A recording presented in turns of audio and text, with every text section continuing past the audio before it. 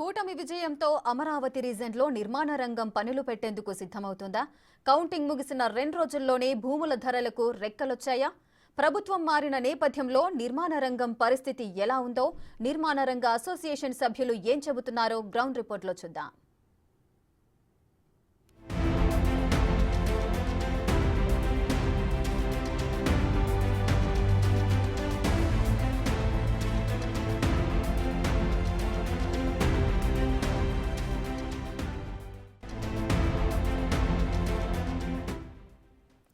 అమరావతి, గుంటూరు ప్రాంతాల్లో గత 5 ఏళ్లలో నిర్మాణ రంగంలో అనేక నష్టాలు వచ్చిన మాట వాస్తవమేనా? ఒక పర్మిషన్ రావాలంటే సంవత్సరాలు ఎదురు చూశామంటున్నారు నిర్మాణ రంగ అసోసియేషన్ సభ్యులు. ప్రభుత్వం నిర్మాణ రంగ సభ్యులతో ఒక్క మీటింగ్ కూడా పెట్టకుండా 5 ఏళ్ల పాటు టైంపాస్ చేశారంటున్నారు. ఆ డీటెయిల్స్ మా ప్రతినిధి సాయి అందిస్తారు.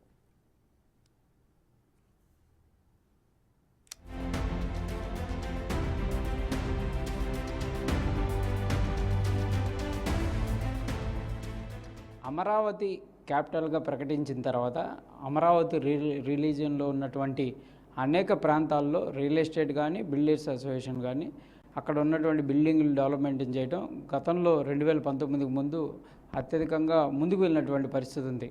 2019 తర్వాత జరిగినటువంటి పరిణామాల నేపథ్యంలో అమరావతి రీజన్లో ఉన్నటువంటి అనేక కన్స్ట్రక్షన్స్ మధ్యలో ఆగిపోవటం, కన్స్ట్రక్షన్ పూర్తిగా అయినా కూడా అవి అట్లానే ఉండిపోయినటువంటి ఉన్నాయి.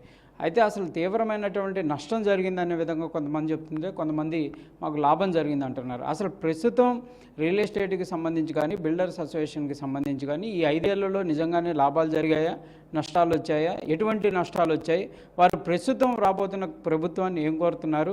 ఒకవేళ ప్రస్తుతం ఇప్పుడు అమరావతి ప్రాంతంలో చూస్తే పెద్ద ఎత్తున కూడా శరవేగంగా రోడ్లు ఎంత అధ్వానంగా ఉన్నటువంటి పరిస్థితి నుంచి క్లీన్ చేస్తున్నటువంటి పరిస్థితులు ఉన్నాయి. కంపల్సరీగా ఇంకా రియల్ ఎస్టేట్ అభివృద్ధిలోకి రాబోతుందో అమరావతి రీజన్లో తెలుసుకునేటటువంటి ప్రయత్నం చేద్దాం. మనతో పాటు అసోసియేషన్ సభ్యులు ఉన్నారు.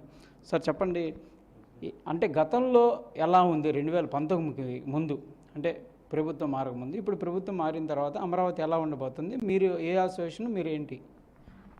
మాది నారెట్కో అండి, నారెట్కో బిల్డర్స్ అసోసియేషన్, మాది నేషనల్ బాడీ. ఇది అమరావతి క్యాపిటల్ జోన్. అయితే నా పేరు సీతారామయ్య, నేను స్టేట్ జనరల్ సెక్రటరీని. గతంలో చూసుకుంటే 2019కి ముందు తెలుగుదేశం ప్రభుత్వంలో కానీ అంతకుముందు ప్రభుత్వాల్లో కానీ ఏ ప్రభుత్వంలోనైనా ఏ జీవో రిలీజ్ అవ్వాలన్నా, ఎటువంటి ట్యాక్సులు పెంచాలన్నా, ఏదైనా ఒక అసోసియేషన్లు మా బిల్డర్స్ అసోసియేషన్ సంప్రదించి టౌన్ ప్లానింగ్ వాళ్ళు కానీ ఏదైనా ఒక చట్టాలు రూపుదిద్దుకునేవాళ్ళు.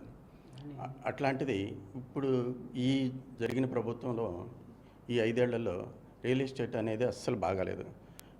దానికి రకరకాల కారణాలు. ఒకటి శాండ్ పెరగటం, టీడీఆర్ బాండ్స్, కాదు ఈ అధికారుల నియంతృత్వ పోకడి, లంచగొండితనం పెరగటం, రకరకాల కారణాల వల్ల ఈ రియల్ ఎస్టేట్ రంగం అపార్ట్మెంట్లు కన్స్ట్రక్షన్ చేయటం కానీ బాగా ఇబ్బందులు పడ్డాం. చాలా లాస్లో కూడా ఉన్నాం, 100 కోట్ల లాస్లో ఉన్నాం. అయితే కొన్ని తాడేపల్లి, మంగళగిరి కొన్ని ఏరియాలో మా సభ్యులు అయితే బ్యాంకుల్లో ఎన్పీ అయిపోయి చాలా ఇబ్బందులు పడి చాలా అవసరం పడుతూనే ఉన్నాం. ప్రస్తుత పరిస్థితి అట్లా ఉంది.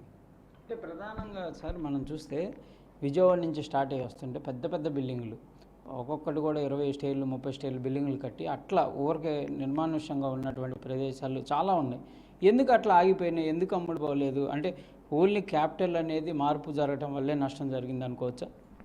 క్యాపిటల్ మారటం ఒక సమస్య అయితే, ఈ స్టేట్లోకి ఏ ఇతర కంపెనీలు కానీ ఏ డెవలప్మెంట్ కానీ లేకపోవటం మెయిన్ ప్రధాన కారణం. మెయిన్ సాఫ్ట్వేర్ ఇండస్ట్రీ వస్తుంది.